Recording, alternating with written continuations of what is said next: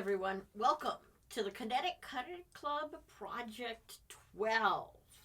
In this video, we're going to talk about how we invented the hidden BB marble labyrinth and teach you how to cut it with your own maze if you want something different, or just to cut and make it as it is. It's really a fun project. We'll talk about some of the design decisions we made to be able to attach the acrylic down properly and put this together for you, and give you the designs if you want to start with our basic project, or you can create something completely unique and completely your own.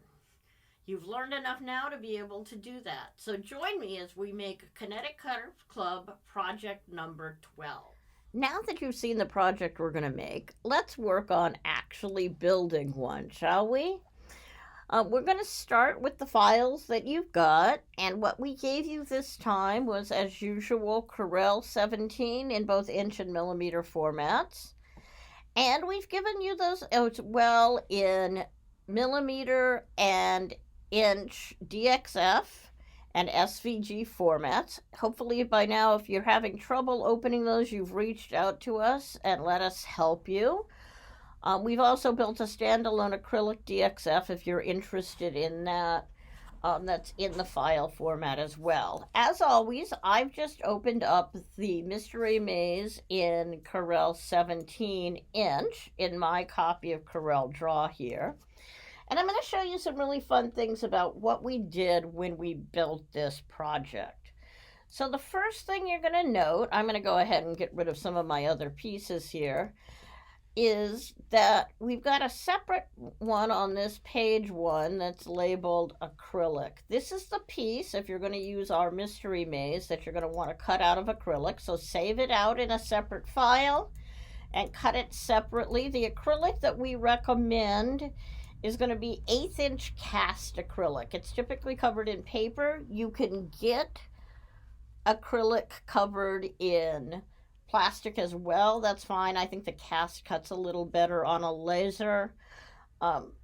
Make sure it's acrylic and it's not Lexan. If you cut Lexan, it will off-gas really, really bad things and are really not good for anyone. So use acrylic to cut on your laser. You can also look at the material data safety sheet for any material and see what happens when it burns. That will tell you if that material is safe to burn or not.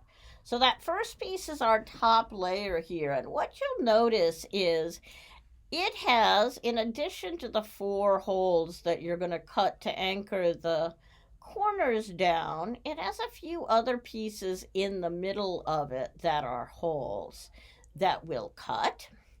In addition to that, you'll see that we've got some holes in our bottom, to 11 to be precise, and I'm going to flip this over horizontally so we can look at it backwards and start to layer pieces on it. So you'll see I've got my 4 corners. I also have 6 additional pieces. Now we decided we were going to, in this design, use wood screws to anchor the maze down. So my maze itself, if I pick this piece up and move it over to the other sheet, you'll notice has some additional holes in it than just the 4 in the corners. The mazes we've got, the holes we've got in these corners are also anchoring the wood down and anchoring a couple of sections of the maze that are very loosey-goosey.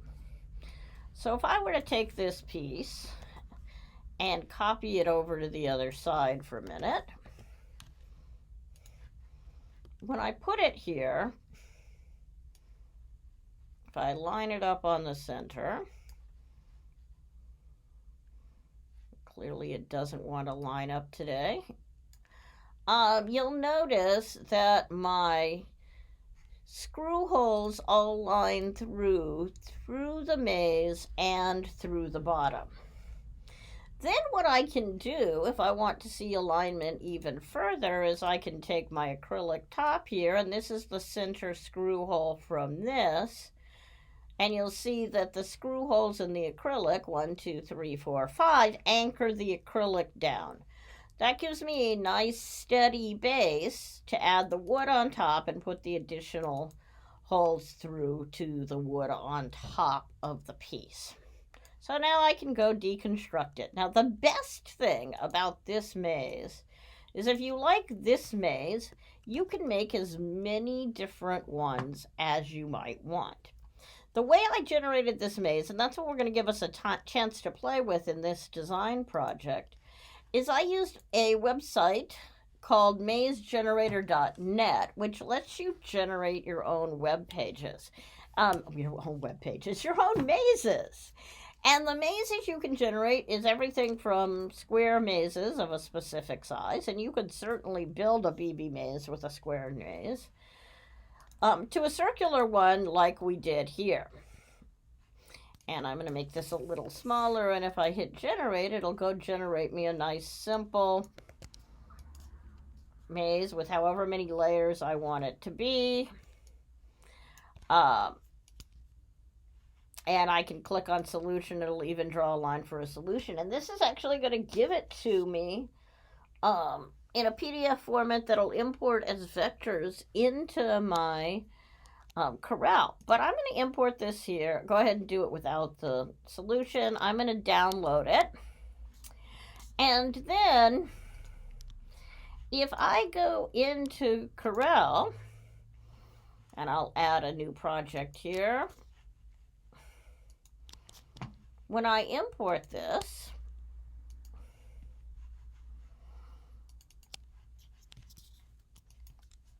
I end up with a really pretty maze here. Now the challenge is that, I'm going to ungroup it, those lines are way too thin. Obviously you can't cut that and have it cut correctly on your wood. So what I'm going to do instead is first I'm going to go to properties here, and I'm going to thicken this up. So all of my lines are nice and thick. And once I've done that, that might even not be enough. What I'm going to do is I found a really cool button here in Corel that does convert outline to object. And now the outline of this are lines. And I can turn the fill off and turn this back into hairline. Remember, we cut everything in hairline, and I have a really simple maze here now. And if I want this to be cuttable, then I can zoom in and I can remove the extra lines and end up with a completely attached maze that's a single shape that I can cut in Corel. And once I've done that, I have an outline I can add to any built maze that I want to build. So the cool thing about this is you now know how to build any maze into a BB maze that you might want using your ever so cool maze generator. And once you're finished drawing all of these lines and attaching the whole thing together, you can cut it, or you can start adding holes and a base as we did to mount this into your project. And it's really just as simple as this to get your lines converted and get a really pretty attached together maze that you can build. Now be aware, depending on how complicated your maze is, you may end up with pieces that are really long and loose, and you're going to need to make sure you add screw holes like we did in our design to anchor those floopy sections down. Depending on what you want to do on top with the acrylic, I think that's good. You could do something as simple as put a completely solid layer of acrylic on top rather than using this combination of wood shapes. You can change out the graphic on top and draw any shape you want to on top of the graphic. All of those options are available to you as you build your mystery maze. So go ahead, take your mystery maze, go cut the pieces we've built or the ones you've designed on your own, and then come back and watch the rest of the video to learn how to put it together. Now that you've learned all kinds of fun things about building your maze and customizing your pieces, let's talk about how it all goes together in your project itself. You should have a total of 5 pieces that you've cut. First, a bottom with whatever mounting holes you ended up with. Second, 2 separate layers of the maze that you're going to be very gentle with as you prepare it and assemble it. And then you're going to have a wood top and an acrylic top that will go inside that wood top to put it all together. Let's take a quicker look on how this assembly goes together. Now, whether your pieces are the same as mine or you've customized them and made them slightly different, the assembly process is going to be essentially the same. So the first thing you're going to do is you're going to have to figure out the alignment on it, and unfortunately that's the hardest part. You'll notice that I've got my 4 corner screws plus some additional holes in my maze. And if I rotate it various directions, I'll be able to see if I've managed to get all my maze holes lined up. Now, I've used these holes in the maze to anchor the wood so that it's not so bouncy. And when you cut it, I'm sure you were very careful, as I suggested, to make sure it all goes together properly. Now, I'm just going to screw this one together, but you can certainly glue it as well, in which case you'd put glue across this piece here. Make sure you don't put your glue on that piece when you're putting it together. And I can see through all my holes, so I know I have my alignment properly. Then the second thing I'm going to do, so I'm going to make my life easy, and I'm going to put my acrylic inside this, so I know that's lined up correctly. And now I have to figure out where these holes are and where these holes want to go. So I have one that's bumping out there. And if I set that aligned that way, I get a hole through there and a hole through there to hold those 2 sections of the maze a little more securely. And finally, I'm going to put my acrylic in whatever direction my acrylic wants to know. Now, the reason we've screwed this piece of acrylic down rather than gluing it is, you may recall I mentioned, I think in an earlier video here, that glue and acrylic does not mix nicely at all. So when you cut your acrylic, you hopefully kept it nice and clean and kept the covering on it, whether you used one with a paper covering or one with a plastic covering. And now I'm ready to pull my paper layer off. And I'm going to be really careful, since this is the inside, not to get any fingerprints on it when I do this. This one's a little bit more challenging than some of the coasters and other things we do, because all of the surfaces of your gear, nope, I'm wrong, that's the outside. It's going to go like that. All of the layers of the acrylic are free-flowing. I'm going to set this down, and we'll put these first screws in to anchor things. Now, the other thing you're going to want to do with your screws is make sure you attach them, as we've done before. The way you would do that is with a dot of super glue, and make sure you tighten them down tightly.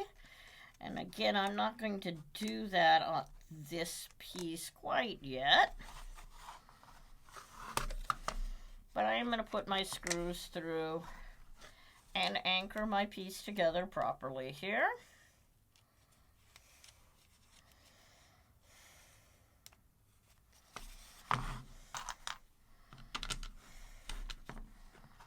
And you have one last very important thing to put in before you put your glue on top, and certainly before you put all of the screws in, and glue them together, and that is to make sure that you've dropped your BB in. If you want your BB maze to be a maze, you have to drop a BB into it somewhere.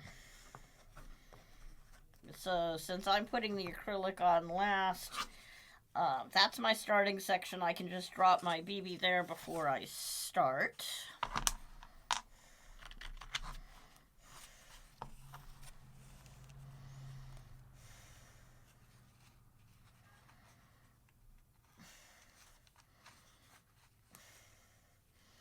And now you can notice I've got 5 more holes that will match the holes in my piece. So I'm going to hold on to this by the edges ever so carefully. You can use a sharp object to get the edges to start to peel. I do fairly well with my fingernails, but you can use a screwdriver or a coin or something else if you have trouble with your fingernails. Just on the very, very edge to get the paper started coming off.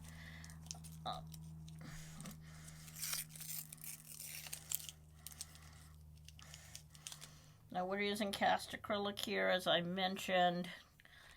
We like how it looks a lot. You can get cast acrylic all kinds of other places.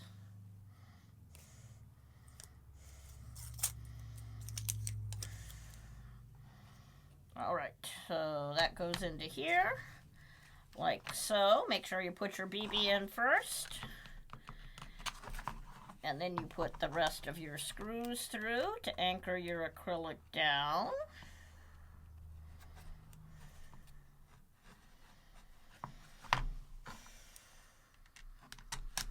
Like so.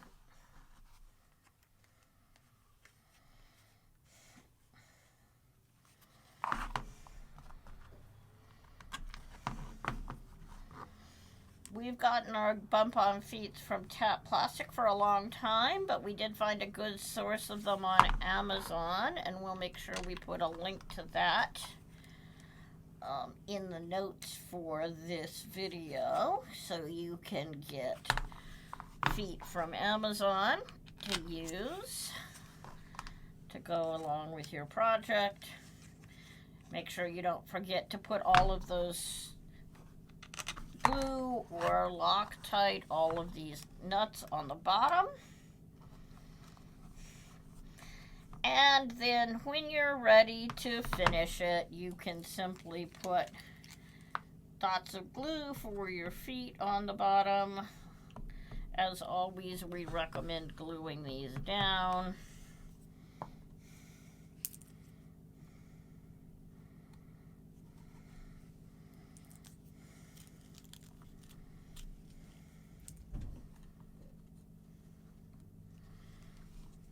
Because they don't stick nearly as well otherwise.